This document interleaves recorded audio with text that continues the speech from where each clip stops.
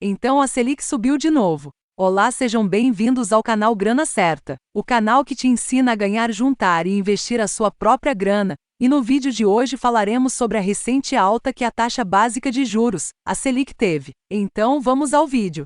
A Selic é a taxa básica da economia brasileira. Sua sigla significa Sistema Especial de Liquidação de Custódia, ou seja, é basicamente a taxa-mãe da economia. É a taxa que influencia como serão as outras taxas. É a taxa onde muitos do mercado se baseia para fazer o valuation de uma empresa, ou seja, fazer uma estimativa de quanto aquela empresa deveria valer. A taxa Selic também influencia a entrada de dinheiro no exterior para dentro do Brasil, pois dependendo de como as taxas estão nos outros países, a taxa básica brasileira pode se tornar atraente, trazendo assim capital estrangeiro para dentro do Brasil. Como puderam perceber, a taxa básica de juros, a Selic, é uma taxa extremamente importante para o funcionamento da economia no geral, podendo influenciar sua vida mais do que você pensa. Por exemplo, uma empresa está querendo crescer, investir mais no seu negócio, aumentar a quantidade de funcionários, melhorar os equipamentos, dentre outras coisas. Então ela calcula que não seria uma boa tirar dinheiro do capital de giro da empresa,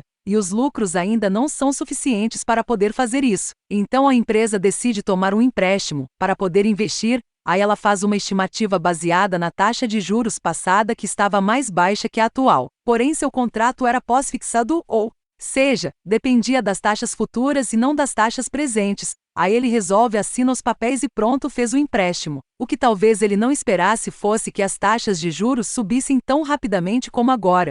Então, após ter realizado todos os seus investimentos, os juros da dívida acabam se tornando muito altos. Então, muitas vezes a pessoa precisa demitir pessoas e até mesmo vender alguns equipamentos para poder pagar a dívida, diminuindo o tamanho da empresa, o que pode te afetar direta ou indiretamente. Afinal, talvez você fosse a pessoa que seria demitida. Talvez você fosse a pessoa que não foi demitida, mas agora seu trabalho se torna mais complicado e menos produtivo. Ou até mesmo você tendo que pagar mais caro por algum produto, pois aquela empresa tinha um produto melhor que poderia fazer o custo daquele produto mais barato, ou ser um concorrente direto daquele produto, e acabe sendo mais barato que aquele, ou seja, você pode até mesmo acabar pagando mais caro por algum produto simplesmente pelo aumento da taxa de juros.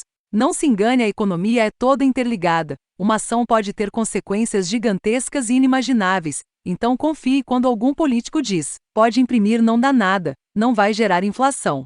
O que nos leva ao próximo tópico do nosso vídeo. Então, afinal, por que a Selic subiu? Bem, há uma série de fatores para poder explicar a alta da Selic. Porém, a resposta curta é simplesmente porque políticos viram que precisavam subir, pois mais impopular que juros altos e inflação alta. Toda aquela farra que realizaram em 2020 e 2021, brecando a economia, proibindo pessoas de trabalhar, em alguns casos, envolvendo polícia. Isso tudo causou uma gigantesca ruptura na cadeia de suprimentos, diversas falências e incontáveis demissões. Devido a isso, o governo tentou dar seu jeitinho. Afinal, já que o STF, para variar, passou por cima da Constituição e tirou a autonomia do presidente para poder decidir sobre a questão, o que fez com que governadores tivessem a ideia de merda de fechar tudo com o famoso: a economia a gente vê depois. Bem depois, uma hora chega e adivinhem, ele chegou. Devido a esse erro passado, foi necessário fazer outro erro, que é imprimir dinheiro. Devido a isso, demorou pouco tempo para que o dinheiro novo circulasse na economia, o que causou, para variar, aumento de preços, e para tentar conter a inflação. O que restou a políticos foi mexer na taxa de juros e com urgência,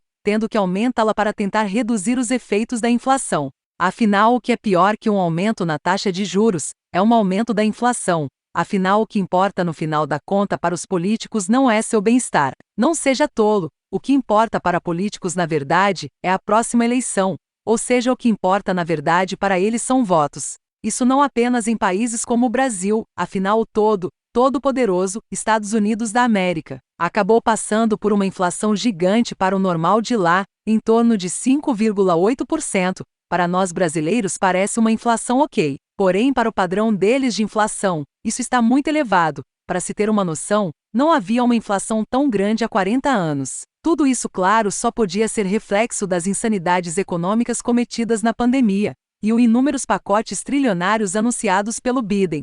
Não se engane, não existe almoço grátis. O Estado não produz nada, ele só suga, como um parasita, que vai sempre tirando pouco a pouco de você. Ou seja, quando algum governante anunciar algum auxílio ou pacote de estímulos, comece a se perguntar o quanto de impostos ele precisará tirar da população, quanto de dívida ele precisará emitir, pegar dinheiro emprestado para poder pagar por aquilo. Afinal, como dizem as palavras do ilustre queimador de borracha, invasor, na minha opinião, claro.